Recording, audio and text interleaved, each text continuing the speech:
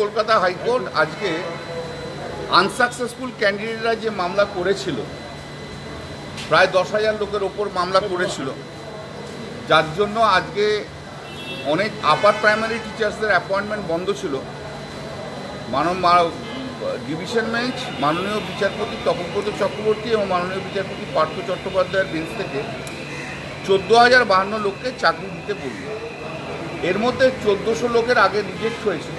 সেই 1,400 লোককে যে গ্রাউন্ডে হয়েছিল তাদেরকে ইনক্লুড করে তাহলে 1,452 লোক জনের 14,052 জন লোককে চাকরি আজকে ক্লিয়ার করলো, মানে দিতে বললো। এটা কারণ আনসাকসেসফুল ক্যান্ডিডেট প্রায় 10,000-এর ওপর বেশি ছিল, 10-12,000-এর ওপর। তারা এতদিন ধরে এই অ্যাপয়েন্টমেন্টটাকে স্টল করে রেখেছিল। দীর্ঘদিন ধর পশ্চিমবাংলায় কলকাতা হাইকোর্ট দীর্ঘদিন পর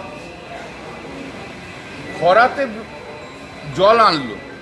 14,052 লোকের চাকরি আপার প্রাইমারি টিচার তাদের ফাইনাল হলো, এবং কিছু কিছু ক্ষেত্রে হয়তো আবার ফ্রেশ কাউন্সিলিং করতে হবে। সেটা বোর্ড যেখানে যেখানে যা ভাববে, কারণ একটু রিকাস্ট করার 1,452 জনের জন্য 1,400 কত লোক আর কতজন আছে তাদেরকে রিকাস্ট করার জন্য দিয়েছে। সেই জন্য সেটা রিকাস্ট করে যেখানে যেখানে মনে করবে সেখানে সেখানে কাউন্সিলিং করতে হবে।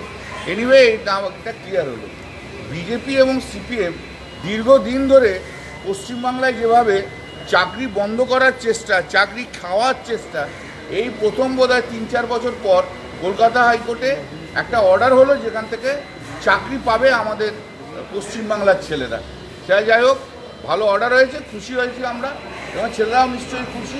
সবচেয়ে বড় কথা হাইকোর্ট যেটা অবজারভেশন করেছে সেটা হচ্ছে যে এই যে সব আটকে ছিল, যারা আনসাকসেসফুল তাদের প্রচেষ্টায় যে আটকে ছিল, তার জন্য শিক্ষাক্ষেত্রে সবচেয়ে বেশি ক্ষতি হচ্ছে, এবং মানে স্টুডেন্টসরা খুব বেশি সাফার করছে। আচ্ছা, নির্দিষ্ট একটা সময় দিয়ে দিয়েছে। হ্যাঁ, 4 সপ্তাহের মধ্যে ওদেরকে নিয়ে এসে প্যানেল রিকাস্ট করে 4 সপ্তাহের মধ্যে অ্যাপয়েন্টমেন্ট দিয়ে দিতে বলেছে। মোটামুটি পুজোর আগে পরের মধ্যে এরা সব অ্যাপয়েন্টমেন্ট পেয়ে যাবে 14,052 জন, যদি না আবার বাম বিজেপি অন্য কোনো খেলা খেলে।